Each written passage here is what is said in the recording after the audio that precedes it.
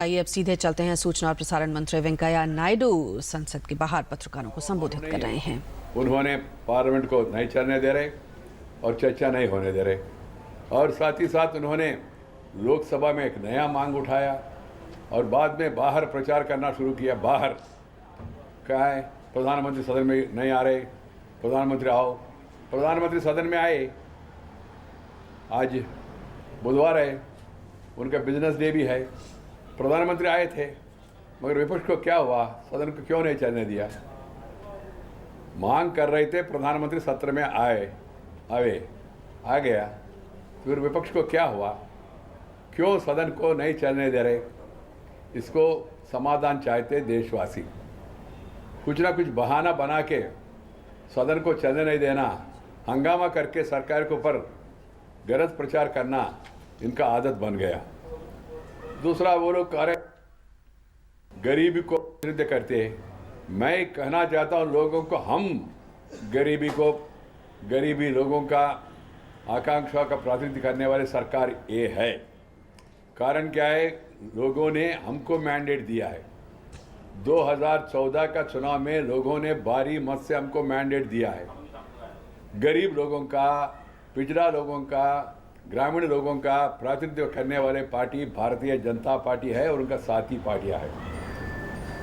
आप सबको मालूम है, लोकसभा में सबसे ज़्यादा अनुसूचित जाति प्रतिनिधि बीजेपी में है, सबसे ज़्यादा अनुसूचित जनजाति प्रतिनिधि बीजेपी में है, सबसे ज़्यादा पिछड़ा वर्ग का प्रतिनिधि बीजेपी में है, और सबसे ज़्यादा किसान प्रतिनिधि बीजेपी में है पार्लियामेंट में। ये कहाँ प्रतिनिधित्व कर रहे हैं गरीब लोगों का? हमारा कहना है, हम गरीबी लोगों को प्रतिनिधित्व कर रहे हैं, और गरीबों के उत्थान के लिए, उनका संरक्षण के लिए प्रधानमंत्री ने जो कठोर निर्णय लिया, एक साहस के साथ उन्होंने कदम उठाया, क्रांतिकारी कदम। पूरा देशवासी इससे खुश है, देशवासी इसको स्वागत कर रहे हैं, और गरीबी लोग चाह रहे हैं ये सफल हो जाए और उसका अंत में उनको फायदा हो। ये लोगों का मत है। ये लोग कह रहे हैं हम गरीबी का बढ़ रहे, आप संख्या बढ़ने से गरीबी का नंबर ऑफ पार्टी से होगा नहीं भाई, नंबर ऑफ नंबर से होगा। पार्लियामेंट माने, लोकतंत्र माने, हम 10 पार्टी है, नई 9 पार्टियां है तो ठीक है, मगर संख्या कितना है वही विषय है ना।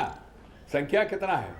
लोकसभा में maximum number of parliament members, parliament चले, यही चाहते, बहस हो जाए यही चाहते। आप लोग बहस नहीं होने दे रहे, सदन नहीं चलने दे रहे, और इसके विपरीत में हमारे ऊपर, सरकार के ऊपर गलत आरोप कर रहे हैं। अभी कल का उपचुनाव का नतीजा भी देख लीजिए। कहाँ है कांग्रेस पार्टी, कहाँ है उनका साथी, कहाँ है ये विपक्ष जो हंगामा कर रहे हैं? और उसका तुलना में भारतीय जनता पार्टी ने, आपने विशेष रूप में देखा होगा, भारतीय जनता पार्टी का परफॉर्मेंस बहुत अच्छा रहा। मध्य प्रदेश में हमारा सरकार है, हम सीट जो था शाहडोल का सीट हमने रिटेन किया है, और नेपाल नगर का सीट जो कांग्रेस के पास थे उसको हमने छीन लिया, बीजेपी जीत गया वहाँ।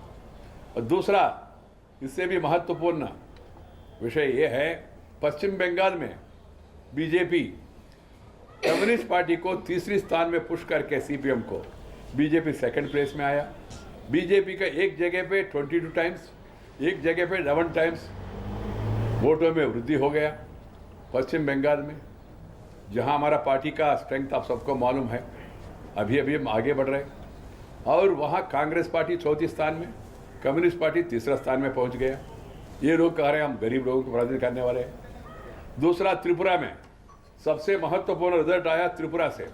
त्रिपुरा में भारतीय जनता पार्टी को लास्ट इलेक्शन में 2% वोट मिला।